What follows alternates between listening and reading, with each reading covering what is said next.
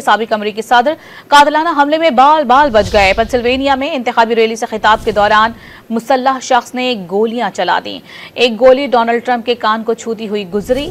Trump मुहाफिजों और कानून नाफिज करने वाले इदारों ने 20 साला हमला आवर को हलाक कर दिया, जिसके बाद सिक्योरिटी एहलकार ट्रंप को अपने हिसार में लेकर मौके से रवाना हो गए। साबिक सदर डोनाल्ड ट्रंप ने कहा है कि यह नाकाबिल यकीन है कि हमारे मुल्क में ऐसी हरकत हो सकती है।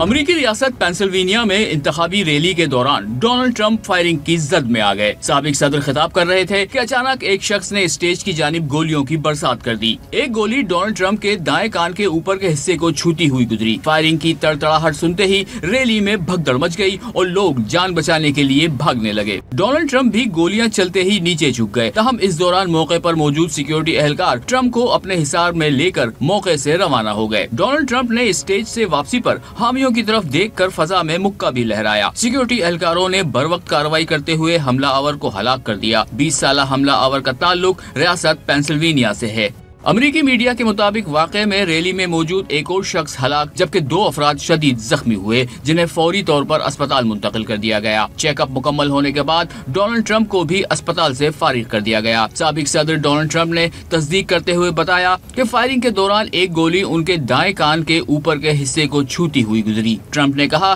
कि ये नाकाबिल यकीन है कि हमारे मुल्क में ऐसी हरकत हो सकती है। साबिक सदर ने कानून नाफिज करने वालों का शुक्रिया अदा किया कि उन्होंने घिनौने अमल के दौरान फौरी तौर पर हिफाजती इक़दाम किया।